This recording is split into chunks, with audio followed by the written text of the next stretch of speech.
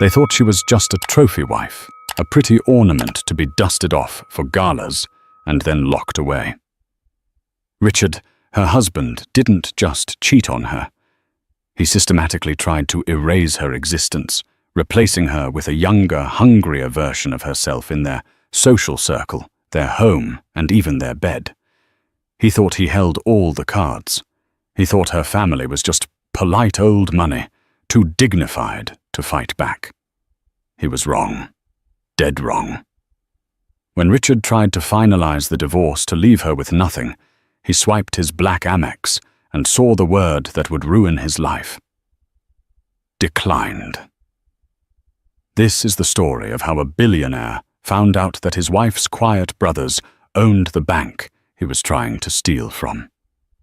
The charity gala at the Metropolitan Museum of Art was the kind of event where the air conditioning smelled like expensive lilies and old money.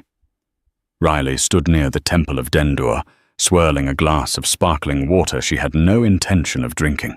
She was wearing a vintage Dior gown, a midnight blue silk that whispered against the floor, a relic from her grandmother's collection. She hated these events. She hated the forced smiles, the cheek kisses that never made contact, and the way people looked over her shoulder to see if someone more important had walked in. But Richard loved them. Richard Sterling, her husband of 10 years, the man who had taken her family's quiet generational wealth and leveraged it into a flashy hedge fund empire, Sterling and Company. He was across the room, holding court. He was handsome in that aggressive, polished way, teeth whitened to a blinding shade, a tuxedo that fit a little too perfectly. His hand resting casually on the lower back of his new executive assistant, Jessica. Jessica was 24. She was bright, bubbly, and wore a red dress that was just a shade too loud for a charitable event. It was a dress Richard had bought. Riley knew this because she had seen the charge on the joint account, labeled vaguely as client relations. "Your husband is certainly animated tonight," a voice drawled beside her. Riley turned to see Mrs. Beatrice Calloway, a woman whose opinion could sink a debutante in 3 seconds flat. Beatrice was looking at Richard, her eyes narrowed behind rhinestone-encrusted spectacles. "He's working the room, Beatrice," Riley said softly, her voice practiced and even. "You know how he is about the new fund." "And the girl?" Beatrice asked, not looking at Riley. "Is she part of the fund too?" Riley felt a cold stone settle in her stomach. "She's his assistant. Jessica. She's very capable." "She's wearing your perfume, Riley," Beatrice said, finally, turning to look at her. The older woman's gaze wasn't malicious, it was pitying, and that was worse. "Santal 33. You've worn it since your wedding. It's distinct. And she is marinating in it." Riley froze. She hadn't noticed the scent over the lilies, but now that Beatrice said it, she couldn't unsee the other similarities. Jessica had cut her hair recently, a sharp bob just like Riley's. She was wearing diamond studs, small and tasteful, identical to the ones Richard had given Riley for their 5th anniversary. "It's a popular scent." Riley deflected, though her heart was hammering a frantic rhythm against her ribs. "It's a replacement strategy," Beatrice whispered, leaning in close. "I saw it with the Vanderbilts in '98. I saw it with the Rothschild boy in London. He's not just cheating, darling. He's auditioning her for the role. Wake up." Beatrice patted Riley's arm and drifted away, leaving Riley standing alone in the shadow of an ancient Egyptian temple, feeling like a relic herself. Later that night, the limousine ride back to their penthouse on 57th Street was suffocating. Richard was buzzing with adrenaline, scrolling through emails on his phone. Jessica had been dropped off at her apartment in Tribeca, a luxury building Riley knew for a fact Richard's company leased for Visiting consultants. Did you see the look on Arthur's face when I mentioned the quarterly returns? Richard laughed, loosening his tie. Your brothers. They're good men, Riley, but they lack vision. They're too conservative. They sit on that trust fund, like dragons guarding gold, afraid to spend a penny. Riley looked out the window at the blur of city lights. My brothers are careful, Richard. That's why we still have the gold. Richard scoffed. Careful is another word for scared. I'm going to double our net worth this year. And Jessica, she's a shark. She found a loophole in the tax code regarding the Cayman accounts that saved us $3 million last week. She's invaluable. She was wearing my perfume, Riley said. She hadn't meant to say it.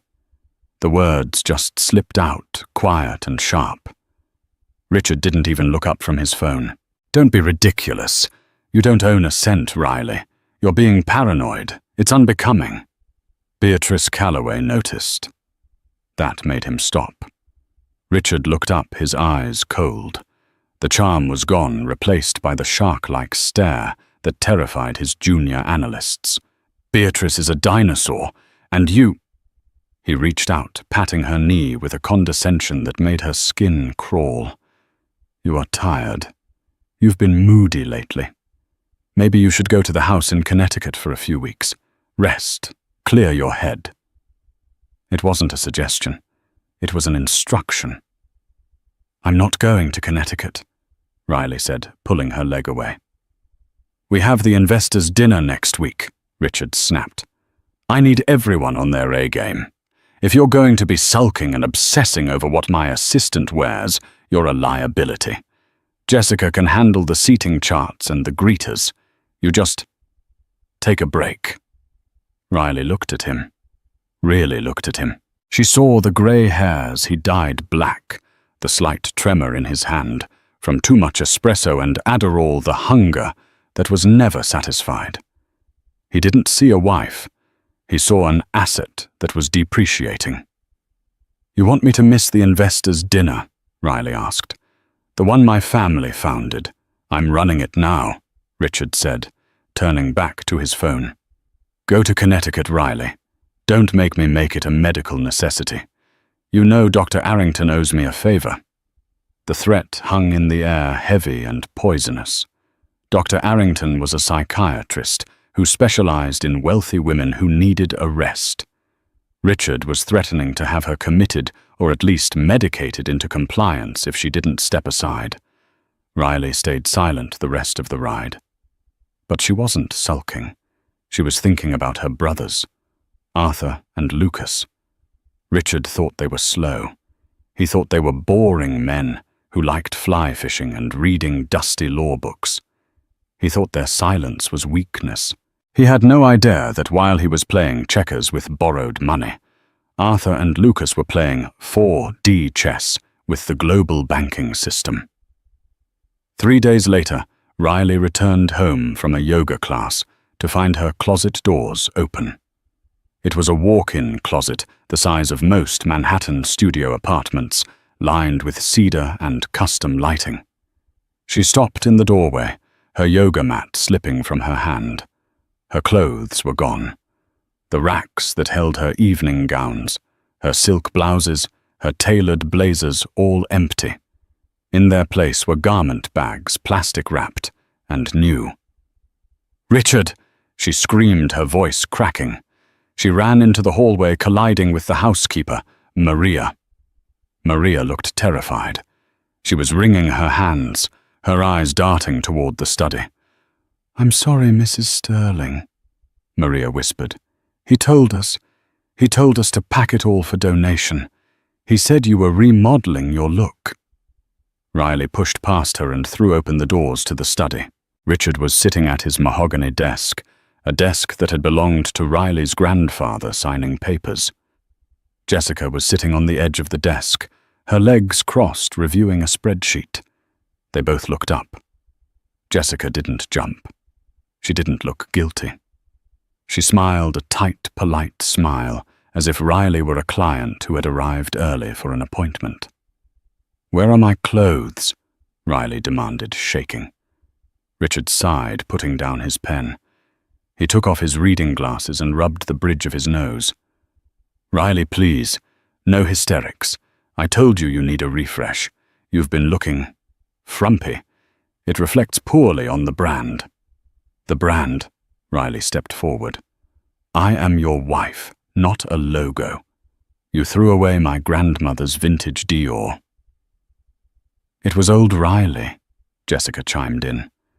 Her voice was syrupy sweet, coated in false concern. Richard and I hired a stylist. We ordered a whole new wardrobe for you. More modern, brighter colors. We want you to look vibrant. Riley looked at the garment rack behind Jessica. She walked over and ripped the plastic off one of the new dresses. It was red, tight, short. It was exactly what Jessica would wear. You're turning me into you, Riley whispered, dropping the dress on the floor. I'm helping you stay relevant, Jessica said, her voice hardening. Richard needs a partner who looks the part of a billionaire's wife, not a librarian. Get out, Riley said to Jessica. Jessica didn't move. She looked at Richard. Jessica stays, Richard said calmly. She's helping me with the merger. You, however, are leaving. He opened a drawer and slid a manila envelope across the desk. What is this? Tickets to Switzerland, Richard said. Dr. Arrington has arranged a stay for you at a clinic in Zurich. Very exclusive, very discreet. They specialize in nervous exhaustion and paranoid delusions. I'm not paranoid. You just screamed about your clothes and accused my assistant of identity theft, Richard said. You're unwell, Riley. The car is downstairs. Your bags, the new ones, are packed. And if I refuse... Richard stood up. He walked around the desk and stood inches from her. He smelled of expensive cologne and ruthlessness. Then I file for divorce on the grounds of mental instability, he said softly. I have the documentation. I have the outbursts recorded like the one just now. I have Beatrice Calloway ready to testify that you were speaking nonsense at the gala. If we divorce this way, I get power of attorney over your assets until you are deemed fit, which with my doctors could be never. He smiled. It was the smile of a man who had already won. Go to Zurich, Riley. Be a good girl. Let Jessica handle the public appearances for a while. We'll say you're doing charity work abroad. Everyone wins. Riley looked at him. She looked at Jessica, who was now checking her reflection in the window, indifferent to the destruction of a marriage. They had planned this perfectly. Isolate her. Gaslight her. Replace her. If she fought, she was crazy. If she left, she was abandoned. Riley reached out and took the envelope. Okay, she said. Her voice was hollow. Okay, Richard. You win. Richard's shoulders relaxed. He kissed her forehead. It felt like a brand. That's my girl. It's for the best. You'll see. When you come back, you'll thank me. Riley walked out of the study. She didn't go to the bedroom. She went to the elevator. The driver was waiting. She got into the car. JFK, ma'am, the driver asked. No, Riley said, pulling her phone out of her pocket. She had one contact pinned to the top. Not Richard. Arthur. She dialed. It rang once. Riley. Arthur's voice was deep calm and sounded like safety. He did it, Riley said, staring at the envelope in her hand. He tried to ship me to Zurich. He's replaced my wardrobe. He's putting Jessica in my place for the investors' dinner. There was a pause on the other end, a long, heavy silence, then the sound of a heavy book being closed. Did he threaten your competency? Arthur asked. Yes, he mentioned Dr. Arrington. Okay, Arthur said. Where are you? In the car. He thinks I'm going to the airport. Go to the airport, Arthur said. Riley blinked. What do you want me to go? Go to the airport. Check in. Go through security. Go to the lounge. Make sure you use your credit card to buy a coffee so there is a timestamp. Let him see the notification. And then go to the bathroom, put on a wig, and walk out to the employee exit. Lucas is waiting for you in a grey sedan in the cargo lane. We're going to the Hamptons' house, the old one, the one Richard doesn't know about. Arthur. He's going to destroy me. He has lawyers. He has the board.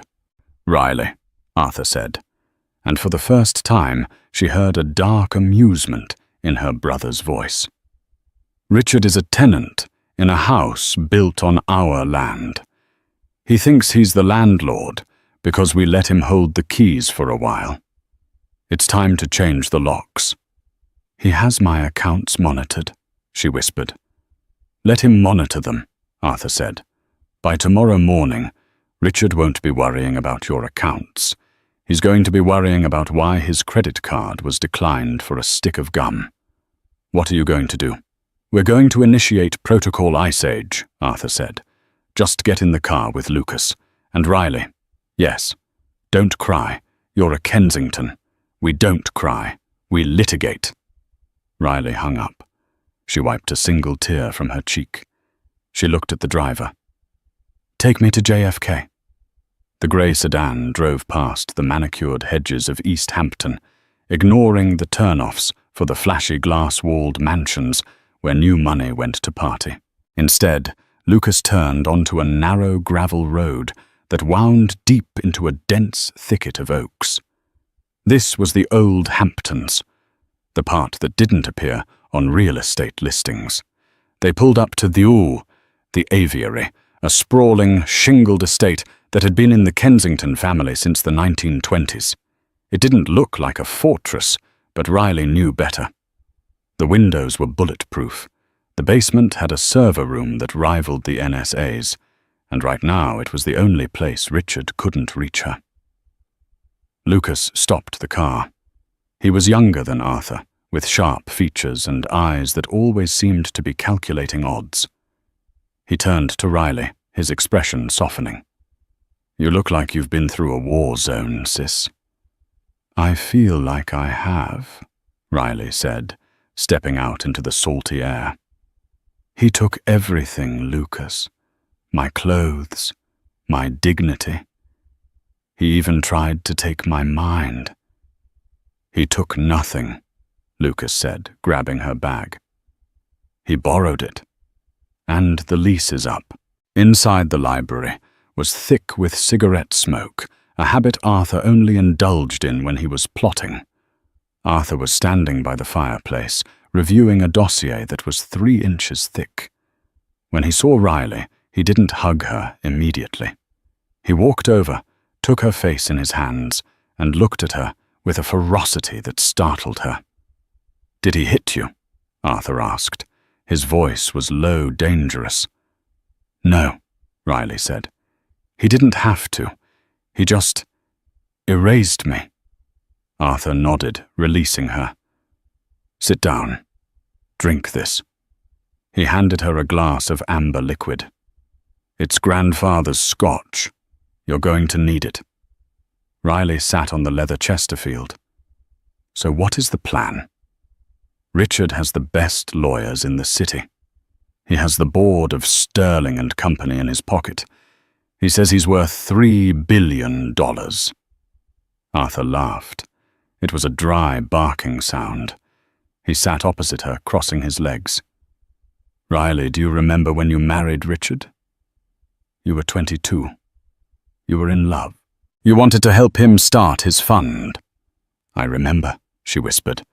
I asked you to co-sign the initial loan. We didn't just co-sign, Lucas said, leaning against the door frame, tapping on a tablet. We structured it. Richard is a brilliant salesman, but he's terrible with logistics. We set up Sterling and Company as a subsidiary of the Kensington Family Trust. It was a tax shield for us and a launch pad for him. "I know that," Riley said. "But he bought you out 5 years ago. He made a big show of it. He gave you that giant check at the Christmas party." "He bought out the voting shares," Arthur corrected, a cruel smile playing on his lips. "He didn't buy the infrastructure. He didn't read the fine print, Riley. He was too busy looking at the cameras." Arthur opened the dossier and spun it around on the coffee table. Clause 14B. Arthur pointed to a paragraph highlighted in yellow. "The moral turpitude and stability clause.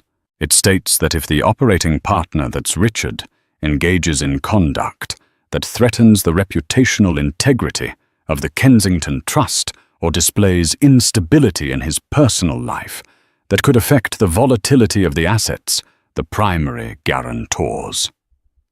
That's me and Lucas have the right to enact an immediate freeze of all liquidity to protect the principal investment." Riley stared at the paper. "He tried to commit me to a mental institution," she realized. "He was trying to prove I was the unstable one, so this clause wouldn't trigger against him." "Exactly," Lucas said. "He knew about the clause. He thought if he painted you as the crazy wife, he could divorce you without triggering the freeze. He thought he was playing 4D chess." "But he made a mistake," Arthur said, lighting another cigarette. "He acted too fast. He hasn't filed the medical papers yet. He hasn't finalized the commitment order. All he has is a wife who has disappeared and an assistant wearing that wife's clothes." Arthur stood up and walked to the window, looking out at the ocean. "He thinks you're on a plane to Zurich. He thinks he's free. Tonight he's going to take Jessica to dinner to celebrate. He's going to feel like a king." "And tomorrow?" Riley asked. "Not tomorrow," Arthur said, turning back. "Tonight. Lucas, what time is his reservation?" 8 p.m. at Per Se," Lucas said, checking the tablet. "Tasting menu. He pre-ordered the white truffles." "Good," Arthur said. "Let him eat the truffles. Let him get to the dessert course. And then—" Arthur made a chopping motion with his hand. "Execute Protocol Ice Age." "What does that mean?" Riley asked, her heart racing. "It means—" Lucas smiled, and it was a terrifying expression, "that every bank account, every credit card, every asset tied to the Sterling name, and every offshore account he thinks we don't know about will be frozen. Not just declined, frozen. Flagged for federal review for suspicious activity. We are the bank, Riley, and we are closing the branch." Riley looked at her brothers. For years she had thought they were passive content to let Richard shine while they lived quiet lives. She realized now that they weren't passive. They were the ones holding the leash. "Do it," Riley said, taking a sip of the scotch. It burned hot and cleansing. "Freeze him out." New York City looked different when you felt like you owned it. For Richard Sterling, the city lights weren't just electricity. They were applause. He sat in the back of the Rolls-Royce Phantom, holding Jessica's hand. She was glowing. The investors' dinner was 3 days away, but tonight was for them. Riley was gone. The problem was solved. He had received a text from the driver saying Riley had been dropped at JFK. He hadn't bothered to check if she actually boarded the plane. Why would he? She was Riley. She did what she was told. "I can't believe we're finally doing this," Jessica cooed, leaning her head on his shoulder. "I was looking at the penthouse layouts for the remodel. I think we should knock down the wall between the old study and the master bedroom. Make it a massive suite." "Whatever you want, babe," Richard said, feeling magnanimous. "Money is no object. The quarterly returns are up 12%. I'm untouchable." The car pulled up to the Time Warner Center. They took the elevator up to Per Se. The maitre d', a man named Henry, who had known Richard for years, bowed low. "Mr. Sterling, always a pleasure. We have the private table overlooking the park." Excellent, Henri. And send over a bottle of the 82 Mistress. We're celebrating. Of course, sir. Dinner was a blur of indulgence. Richard talked about the future, the new yacht he was commissioning, the political donations he was planning to make to secure an ambassadorship, the way he was going to reshape the Manhattan skyline. Jessica nodded, fed his ego, and laughed at all the right moments. By the time the bill came, Richard was buzzing with wine and power. The check was placed on the table in a leather folder. It was astronomical, nearly $6,000. Richard didn't even look at it. He pulled out his Centurion card, the black titanium card that was the ultimate status symbol, and slid it into the folder without breaking eye contact with Jessica. "You know," he said, reaching across the table to stroke her cheek. "I was thinking after the dinner next week, we should go to St. Bart's. I'll buy you that villa you liked." "Oh, Richard," Jessica gasped. "You spoil me." The waiter returned. He looked uncomfortable. He leaned down, his voice a whisper. "Mr. Sterling, I'm terribly sorry. There seems to be an issue with the card." Richard frowned, his hand freezing on Jessica's face. He pulled his hand back. "What kind of issue?" "That card has no limit." "It was declined, sir. Code 05. Do not honor." Richard let out a short, annoyed laugh. "Don't be ridiculous. It's a chip error. Run it again." "We did, sir. 3 times. Perhaps you have another card." Richard felt a flush of heat creep up his neck. People at nearby tables were glancing over. He snatched the black card back and pulled out his platinum visa. "Use this one, and tell your system administrator to fix your machines. It's embarrassing for you." "Of course, sir." The waiter retreated. Richard took a sip of water, trying to regain his composure. "Technical glitches," he muttered to Jessica. "The banking infrastructure in this country is falling apart." 5 minutes passed. The waiter did not return. Instead, Henri, the manager, walked over. He looked grave. "Mr. Sterling." Henri said, his voice loud enough that the table next to them, a rival hedge fund manager named Tompkins, could definitely hear. "I'm afraid the visa was also declined, as was the corporate MasterCard on file." The silence that fell over the table was deafening. "That's impossible," Richard hissed, standing up. "I have $50 million in liquid cash in those accounts." "The system says frozen by issuer," Henri said, his politeness straining.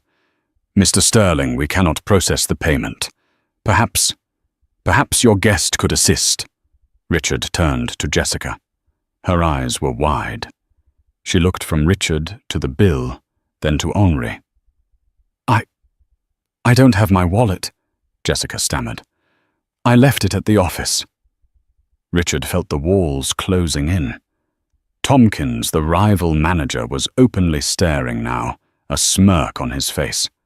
"I will call my banker," Richard announced, pulling out his phone. "This is a mistake. I'm going to have someone fired for this." He dialed the private line for Charles, his concierge banker at influential Manhattan Sovereign Bank. It rang and rang and rang.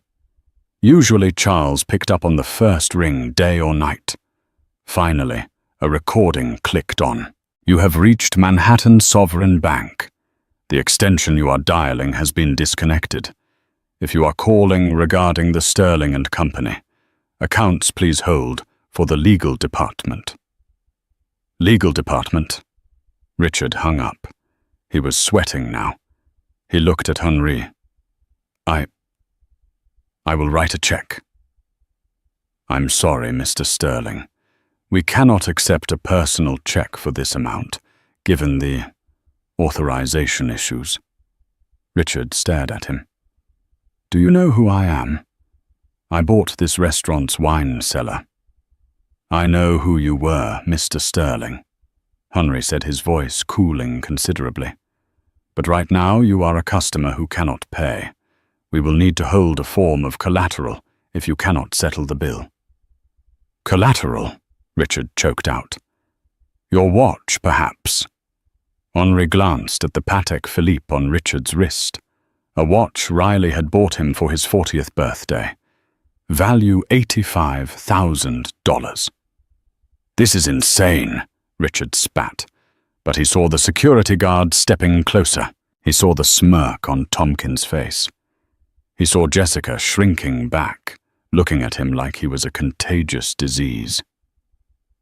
With trembling hands, Richard unclasped the watch and slammed it onto the table. "Keep it," he snarled. "I'll be back tomorrow with cash, and I'll buy this place just to fire you." "We look forward to it, sir," Henri said, picking up the watch with a napkin. "Please leave." Richard stormed out of the restaurant, Jessica trailing behind him, struggling to keep up in her heels. "Richard, what is going on?" she demanded as they hit the sidewalk. "That was humiliating." "Shut up, Jessica," Richard yelled, startling a passing tourist. "It's a glitch, a hack." "The Russians probably hacked the bank. I need to get to a computer." He pulled out his phone to call the driver. He tapped the app for the private car service. Account suspended. Payment method invalid. Richard stared at the screen. The Rolls-Royce was gone. The driver had left. "Where is the car?" Jessica whined. "It's freezing. We're taking a taxi," Richard said, raising his hand. A yellow cab pulled over. They piled in. 57th and Park, Richard barked. As the cab merged into traffic, Richard's phone buzzed. It was an email, not from the bank, not from his lawyer. It was from Arthur Kensington. The subject line was blank. The body of the email contained only 4 words. "Card declined, Richard." Richard felt the blood drain from his face. He looked at the phone, his thumb hovering over the screen. He realized with a sickening jolt that Riley hadn't gone to Zurich. He dialed Riley's number. It went straight to voicemail. But the voicemail greeting had changed. It wasn't Riley's voice anymore. It was Lucas's voice. "You have reached the Kensington Asset Recovery Line. If you are Richard Sterling, please stop spending our money. We're watching." Richard threw the phone against the plexiglass divider of the taxi. "Driver!" he screamed. "Drive faster!" He had to get to the office. He had to get to the safe in his office. He kept emergency cash there. Gold bars, passports. If the banks were frozen, he needed the physical assets. But he didn't know that Lucas had already been to the office, and he didn't know that the locks on the 41st floor had been changed 20 minutes ago. The taxi screeched to a halt outside the Sterling Tower on 5th Avenue. Richard threw a crumpled $20 bill at the driver, the last cash he had in his pocket, and scrambled out. The towering glass structure was the crown jewel of his ego. He had insisted on leasing the top 5 floors, spending millions on renovations to make it look like a fortress of modern finance. He marched toward the revolving doors, Jessica clicking along behind him, her earlier bravado replaced by a shivering anxiety. "Richard, wait," she called out. "If the cards are frozen, how are we going to pay the staff tomorrow? It's payroll day." "I'll wire the money from the Cayman account," Richard snapped, not breaking stride. "I just need to get to my terminal." He reached the security turnstiles in the lobby. He slapped his pass card against the reader. Beep, beep. Red light. He tried again, harder. Beep, beep. Red light. "Damn it," Richard muttered. He looked up at the security desk. Sitting there was Frank, the night watchman, who had worked in the building for 20 years. Richard usually ignored him, offering a curt nod at best. "Frank," Richard shouted, waving his hand. "The system is down. Open the gate." Frank didn't move. He looked up from his monitor, his face impassive. He picked up a clipboard and scanned it slowly. "I can't do that, Mr. Sterling," Frank said, his voice echoing in the empty marble lobby. "What do you mean you can't?" Richard gripped the metal bars of the turnstile. "I own this company. Open the damn gate, or you're fired." Frank stood up. He was a big man, a former NYPD officer. He walked around the desk and stood on the other side of the gate, arms crossed. "You don't employ me, sir. The building management does. And at 9 p.m. tonight, the leaseholder for floors 35 through 40 invoked the emergency lockout protocol due to breach of contract." "Breach of contract?" Richard's voice rose to a shriek. "I signed a 10-year lease. Who is the leaseholder?" "Kensington Realty Trust," Frank said calmly. Richard staggered back as if he'd been punched. He looked at Jessica. She covered her mouth with her hand. "They own the building," Jessica whispered. "Richard, you told me you owned the building." I have a controlling interest," Richard stammered, lying. "They just hold the paper. It's a technicality." "It doesn't look like a technicality," Jessica said, her voice rising. "It looks like you're locked out." "Call the police," Richard demanded, pointing at Frank. "This is an illegal eviction." "I wouldn't do that, sir," Frank said. "The police are already upstairs. Mr. Arthur Kensington is walking them through the server room. Something about forensic accounting and embezzlement of trust funds." The blood drained from Richard's face. The police were in his office. They were looking at his hard drives. They would find the dual ledgers.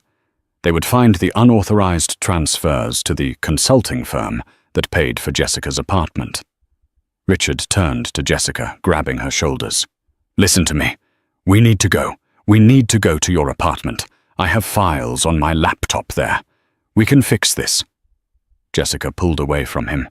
She looked at his desperate eyes, his disheveled tuxedo, the sweat beading on his forehead.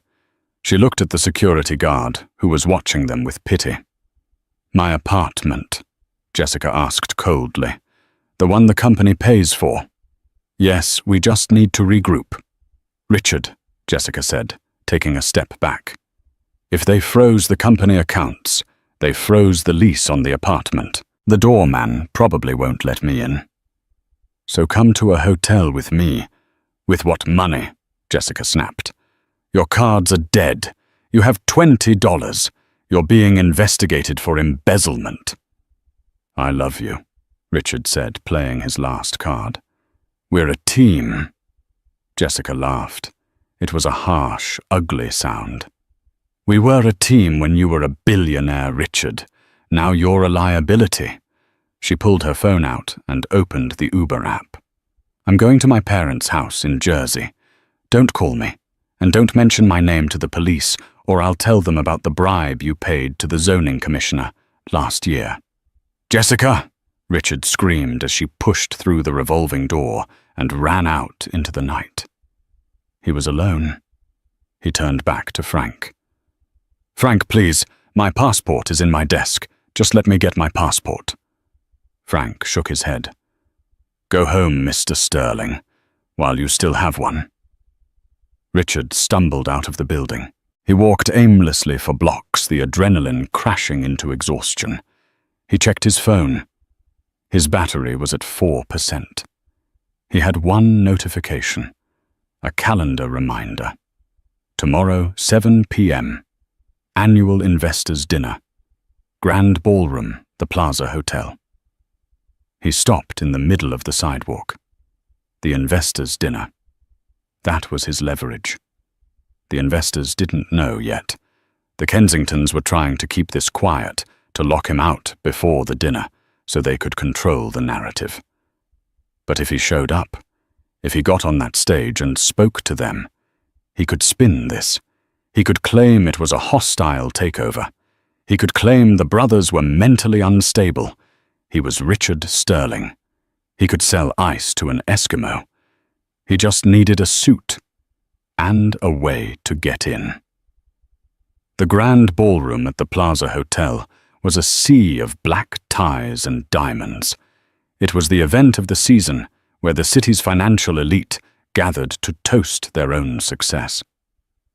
At 7:15 p.m., the room was buzzing, but they weren't talking about returns or interest rates. They were whispering. "Did you hear about the police at the Sterling building last night? I heard his credit cards were declined at Per Se. Where is Riley? I haven't seen her in months." In the backstage holding area, Arthur and Lucas stood adjusting their cuffs. They looked calm, like surgeons preparing for a routine operation. Riley stood between them. She was not wearing the red dress Richard had bought for Jessica. She was wearing a white tuxedo suit, sharp and tailored, her hair slicked back. She looked like a weapon. "Are you ready?" Arthur asked. "I'm ready," Riley said. Her voice didn't shake. "He's here, by the way," Lucas said, checking a monitor that showed the security feed of the service entrance. "He bribed a caterer with his cufflinks to get in through the kitchen." "Let him in," Riley said. "He needs to see this." Out in the ballroom, the lights dimmed. A spotlight hit the stage. Richard burst through the kitchen doors, straightening a tuxedo he had retrieved from the dry cleaners that morning by trading his gold fountain pen. He looked manic. His eyes were ruled, his hair slightly askew. He saw the microphone on the podium. He had to get there first. He rushed through the crowd, ignoring the gasps and the stares. He scrambled up the stairs to the stage just as the announcer began to speak. "Ladies and gentlemen," the voice boomed. Richard grabbed the microphone. Feedback screeched through the room. "Please," Richard shouted, breathless. "Please, everyone, listen to me." The room went dead silent. "My name is Richard Sterling," he panted, gripping the podium.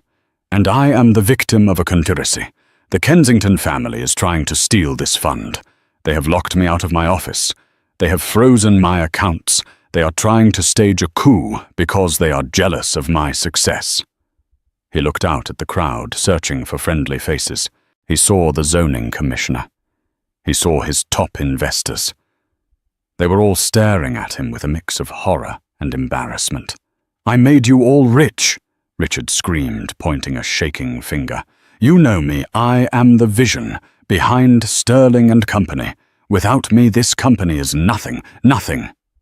"Actually," a voice rang out from the darkness behind him. "That's not entirely true." Richard whipped around. The heavy velvet curtains parted. Riley walked out, flanked by Arthur and Lucas. The gasp from the audience was audible. Riley looked radiant, powerful, and utterly unrecognizable from the timid woman Richard had sent away. "Riley," Richard whispered, You're supposed to be in Zurich. And you're supposed to be solvent," Riley said. Her voice amplified by the lapel mic she was wearing. It was crisp, clear, and commanding. She walked to the center of the stage. Richard tried to block her, but Lucas stepped forward, placing a heavy hand on Richard's chest and effortlessly moving him aside. Riley stood at the podium. She didn't look at Richard. She looked at the investors. "Good evening," she said. "I apologize for the interruption. My husband is under a great deal of stress. It happens when you realize you've been spending money that isn't yours." "Lies!" Richard shouted, struggling against Lucas's grip. "She's crazy. I have doctors who will testify." "We have the ledgers, Richard," Arthur said, his voice carrying without a microphone. He held up a hard drive. "We have the forensic audit. We know about the shell companies in Panama. We know about the consulting fees. We know about the jewelry bought with client funds." A murmur of anger rippled through the crowd. Theft was one thing. Stealing from them was another. Riley continued, her voice steady. "Effective immediately, the Kensington Trust is exercising its right to dissolve the partnership with Richard Sterling. The fund will be rebranded as Kensington Sterling, and I will be assuming the role of interim CEO. Richard laughed, a hysterical, broken sound. You CEO. You don't know how to run a fund. You plan charity galas. You're a housewife. Riley turned to him slowly. She looked him up and down, inspecting him like a bad investment. I have a master's in economics from Wharton. Richard, she said softly. I graduated top of my class. I handled the portfolio strategy for the first 3 years while you were busy networking.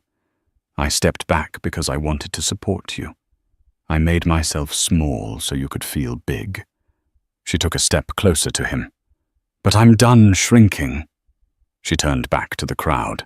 The banks have been notified. The authorities are processing the evidence. And as for Mr. Sterling, she gestured to the side of the stage. 2 uniformed police officers walked out, accompanied by a man in a sharp grey suit, the district attorney. No, Richard whimpered. No, you can't do this. You did this, Riley said. You broke the contract. You broke the vows.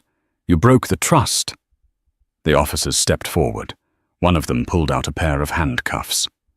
Richard Sterling, the officer said, you are under arrest for securities fraud, embezzlement, and money laundering. Richard looked at the handcuffs. He looked at the crowd. He looked at Jessica, who was standing in the back of the room, hiding behind a waiter. She turned away when their eyes met. Riley, please, Richard begged, tears finally spilling over. I'm your husband. We can work this out. I'm sorry. I'll change. Riley watched as the cuffs clicked around his wrists. I know you'll change Richard, she said, from a suit to a jumpsuit. Get him out of here, Arthur ordered. As the police dragged Richard away, kicking and screaming about his rights, the ballroom erupted not in scandalized whispers, but in applause. They were applauding Riley. She watched him go, feeling a weight lift off her chest that she hadn't realized was there for 10 years. Arthur walked over and handed her a glass of champagne. To the new CEO, he said. Riley raised the glass. To the brothers who froze the bank. The job isn't done yet, Lucas said, checking his phone. We still have to deal with the Mistress. Riley's eyes hardened. Leave her to me. The morning sun that hit the 41st floor of the Sterling Tower didn't feel like the sun that used to shine on Richard Sterling's empire. It felt colder, sharper, more clinical. It was the light of a forensic audit. Riley stood by the floor-to-ceiling windows of what was now her corner office. The transformation had been swift and brutal, much like the coup itself. Richard's heavy, pretentious mahogany desk, a monstrosity he claimed was an antique from a French duke, but was actually a reproduction from a high-end catalogue, was gone. In its place stood a sleek, minimalist slab of tempered glass and brushed steel. The overstuffed leather chairs, which always smelled faintly of Richard's cigars and arrogance, had been replaced by ergonomic Herman Miller Aeron chairs. The room no longer looked like a gentleman's club where secrets were traded. It looked like a tactical command center. The silence in the outer bullpen was heavy. The police tape had been removed only hours ago, but the ghost of the raid still lingered. Junior analysts typed away at their Bloomberg terminals, with their heads down, terrified that making eye contact might result in a subpoena. They knew the new regime was watching. They knew Riley was watching. Riley turned away from the view of Central Park. She adjusted the cuffs of her silk blouse. She felt a strange buzzing in her veins. Not caffeine, but the pure, uncut adrenaline of absolute control. The intercom on her desk buzzed. It was a sharp, digital sound that sliced through the quiet. Ms. Kensington, the voice of her new executive assistant, a sharp-witted woman named Priya, whom Richard had previously fired for being too opinionated, came through clear. She's here, Ms. Jessica Miller. She claims she has an appointment, though I don't see one on the calendar. Riley smiled, a cold expression that didn't reach her eyes. She had been expecting this. In fact, she had counted on it. "Let her wait for 10 minutes, Priya," Riley instructed, her voice calm. "Then send her in." 10 minutes. Enough time for Jessica to sweat. Enough time for her to look around the lobby and realize that the security guards she used to flirt with were now looking at her like she was a security risk. When the double-glass doors finally slid open, Jessica Miller walked in. But the girl who entered was a shadow of the woman who had preened at the Met Gala.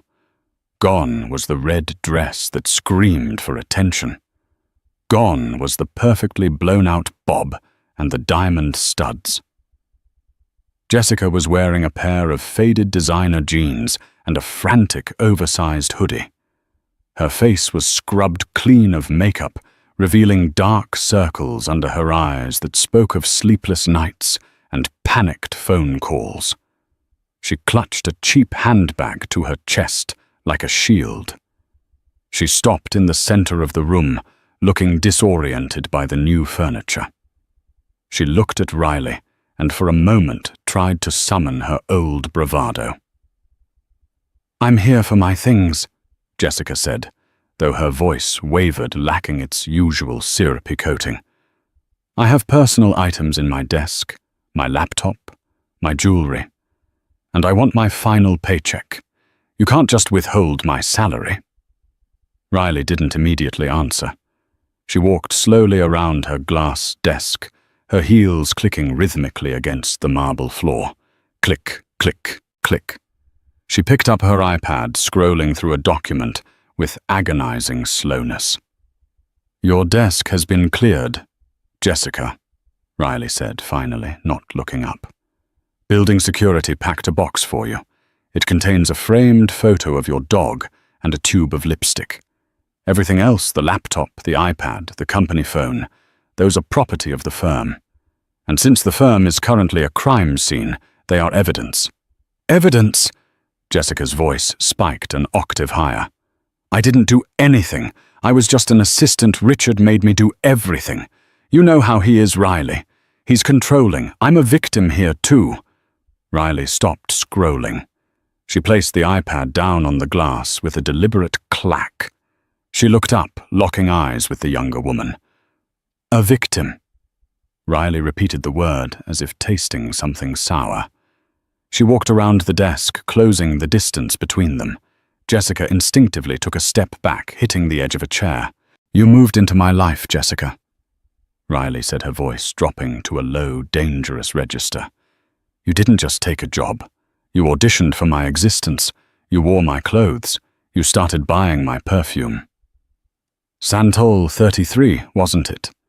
You encouraged my husband to commit me to a psychiatric ward in Zurich so you could play Lady of the Manor at the investors' dinner. That isn't victimization, Jessica. That is a hostile takeover attempt of a human life." I was just doing what I was told," Jessica stammered, tears welling in her eyes. "I was scared of him." "Were you scared when you were picking out the drapes for the penthouse renovation?" Riley asked, tilting her head. "Were you scared when you were ordering that custom Cartier bracelet on the company card? Or were you just greedy?" "I don't know what you're talking about," Jessica whispered, looking toward the door. "No. Then let me refresh your memory." Riley walked back to her desk and picked up a single sheet of paper. It wasn't digital. It was a physical printout, flagged with a red evidence tab. "This," Riley said, holding the paper up to the light, "is a wire transfer authorization, dated 3 days ago. It authorizes the movement of $2 million from the Sterling Client Trust to a shell entity in the Cayman Islands called Blue Horizon Consulting." Jessica went pale, her eyes fixed on the paper. "Richard signed it," Jessica said quickly. "It's his signature." "Yes, it is," Riley agreed. Richard signed as the principal, but you see, for a transfer of this magnitude, the bank requires a secondary countersignature from a designated compliance officer or a registered financial controller. Richard didn't want to ask the actual CFO because he knew it was illegal. So he made a new appointment. Riley stepped closer, thrusting the paper toward Jessica's face. Look at the countersignature, Jessica. Look at the bottom line. Jessica stared. There, in her own looping, girlish handwriting, was her name. Jessica Miller, acting comptroller. He told me it was a formality. Jessica cried, her composure shattering completely. He said he just needed a witness. He said it was for tax purposes. Ignorance of the law is not a defense, especially when you accept a title like acting comptroller. Riley said, her voice hard as steel. Legally, you didn't just witness a crime. You authorized it. You facilitated the embezzlement of client funds. You aren't the mistress anymore, Jessica. You're the accomplice. Jessica fell to her knees. The sound was heavy, a dull thud against the expensive floor. She put her hands over her face, sobbing loudly, her shoulders shaking. Please, she begged, her voice muffled by her hands. I didn't know. I'm 24. I don't want to go to jail. Please, Riley. You have to help me. I'll testify against him. I'll tell them everything. Riley looked down at the weeping woman. A year ago, Riley might have felt pity. She might have seen a young, foolish girl manipulated by a powerful man. But then she remembered the drive to the airport. She remembered the fear of being locked away in a clinic. She remembered the way Jessica had looked at her in the study, like Riley was trash to be taken out. I am helping you, Riley said coldly. I'm teaching you a lesson about due diligence. Riley pressed a button on the underside of her desk. The office doors opened immediately. 2 large, uniformed security guards stepped in. They weren't the friendly lobby greeters. These were the private contractors Arthur had hired. Ms. Miller is leaving, Riley announced, her voice devoid of emotion. Please ensure she exits the building. Jessica looked up, hope flickering in her eyes. You're letting me go. I'm letting you go as far as the lobby, Riley corrected. I've already informed the NYPD detectives stationed downstairs that the signatory for the Cayman transfer has arrived to collect her belongings. They are very eager to speak with you. The color drained from Jessica's face entirely. No, Riley, you can't. The guards moved forward, hoisting Jessica up by her arms. She kicked and screamed, her heels scraping against the marble. Richard will kill me, she shrieked. I'm sorry. Save it for the jury, Riley said, turning her back on the scene. She listened as the screams faded down the hallway, cut off by the closing of the heavy elevator doors. Only then did she let out a breath. A moment later, the side door to the office opened. Arthur walked in. He looked tired but satisfied, holding 2 paper cups of bodega coffee, a stark contrast to the luxury surrounding them. That was cold, Arthur said, handing her a cup.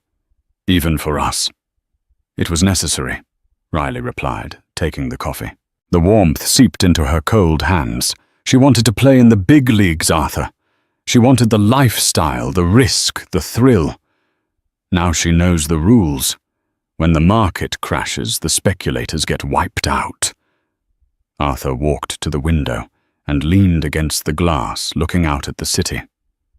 Lucas just called from the detention center. Richard is trying to cut a deal. Of course he is, Riley scoffed. Let me guess. He's offering to give up the location of the rest of the money if we drop the civil suit. Exactly. Arthur nodded. He's desperate. He's been in holding for 12 hours, and he's already crying about the thread count of the blankets. He says he has another 5 million stashed in a crypto wallet that the feds haven't found yet. No deals, Riley said instantly. Her eyes narrowed. We don't need him. Lucas is already tracking the blockchain hash. We'll find the money ourselves. Let Richard rot. He can trade his stock tips for cigarettes and protection. Arthur chuckled, shaking his head. You know, Grandfather always said you were the toughest one of us. He said you had a spine of steel, you were just too polite to show it. We forgot that for a while. I forgot it too, Riley admitted. She reached up and touched the pearl necklace at her throat. It was the one piece of jewelry Richard hadn't bought her. It had belonged to her mother. It was the only thing in the room that felt real. But I remember now. 3 months later. The rebranding was complete. The gold lettering on the building now read Kensington Capital. It had become the most successful distressed asset fund on Wall Street, known for its ruthless efficiency and ironclad ethics.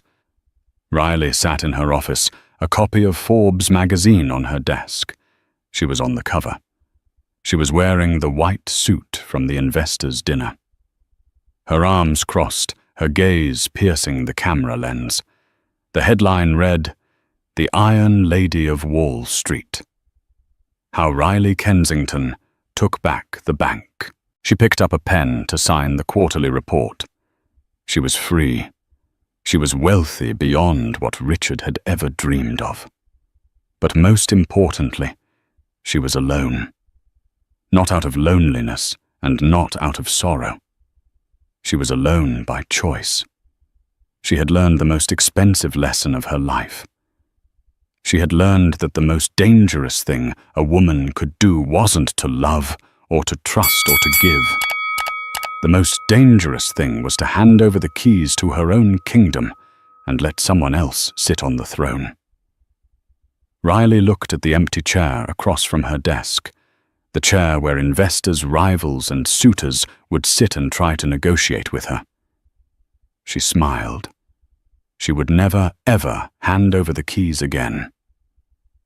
What a roller coaster Riley went, from being erased to running the Emma, proving that you should never underestimate someone just because they're quiet. Richard and Jessica learned the hard way that when you play dirty with old money, you don't just get broke, you get frozen out. If you enjoyed this story of ultimate karma and revenge, please smash that like button. It really helps the channel grow. Don't forget to subscribe and hit the notification bell so you never miss a story. And tell me in the comments, do you think Riley was too hard on Jessica, or did she get exactly what she deserved? Thanks for watching.